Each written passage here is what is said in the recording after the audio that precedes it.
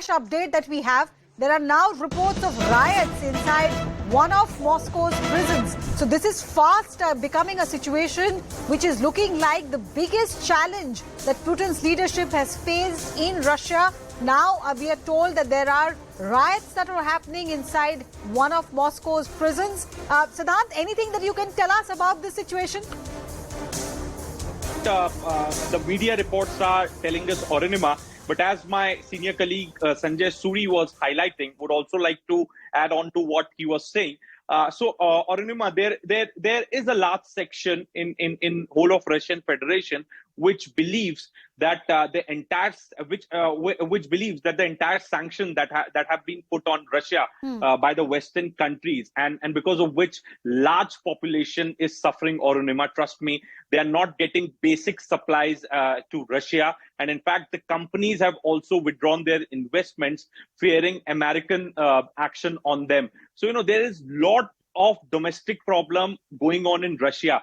So yes, there's a large section which blames Putin for a special military action, and because of which the ramification due to which people are suffering. Okay. So what Sanjay Suri just highlighted, the people are showing sympathy to the Wagner Group, or perhaps giving food and water to their soldier, is the outflow of sympathy for them. Because of the hatred for Putin, okay. and because they feel that whatever Russia is going through, or the way tanks have entered the streets of Moscow, or whatever is happening in last 1 year, the sanctions, the business community have been sanctioned by America. They are not allowed to do trade with the other countries. So surely Russia has faced the ramification of the war, okay. and which is not going well with the common people okay. of Russia or Myanmar. Right. Siddhant, give me a moment. Yeah. Sanjay Suri, this incident that is being reported from the Moscow prison, presuming that the local media reports are correct, can you see this incident independent of what we are seeing as far as the Wagner Group is concerned? Unlikely to be independent of that, and in fact, it's very likely to be only a very small fraction of the kind of reaction that appears to be developing right across Russia.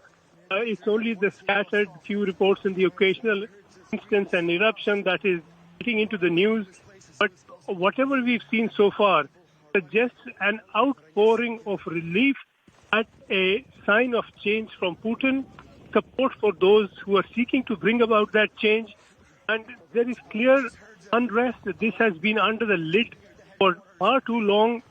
The lid is now off. And we are going to see a lot more unrest. And without doubt, there is a lot more unrest erupting as we speak, even though we do not have absolute specific information on this. The pattern is clear. The few instances that we see point to an eruption of opposition to Putin. It's not just that in Rostov some people are angry or some people in a prison are angry. This appears to be across the board very threateningly now for Putin's survival. So would you stick your neck, Sanjay, and predict as to what Putin could do next? Because he's clearly taken sides. He has decided he's going to not back the Wagner Group, even though they did not specifically name him. Their grudge was against the defense ministry. Well, something is going to change. It will. Putin cannot really put the lid back on and say that, well, okay, I will take some action against Shoigu and against Gerasimov to please Prigozhin. And so let's go back to business as usual. And Prigozhin leads Wagner into the next assault, the agreement with Putin, and Putin stays on. No, this does not appear likely at all. There is a difference opening up between what Prigozhin is saying and what he's doing. He's saying, no doubt, that this is not a coup attempt. This is not aimed at Putin. Look at what he's doing. He's disregarding Putin. I mean, you don't need words. Putin has issued an appeal for calm and restraint. He has completely ignored it. Instead, he's advancing towards Moscow. Right. That surely speaks louder than words. And if it comes to words, Prigozhin has had some very sharp words to say about Putin. He has called him this happy grandfather and suggested what if this grandfather could be making a mistake. He has said again that this so-called grandfather, about whom he used some expletives, is deeply wrong. So there are unsurprisingly mixed signals from Putin so far as language goes.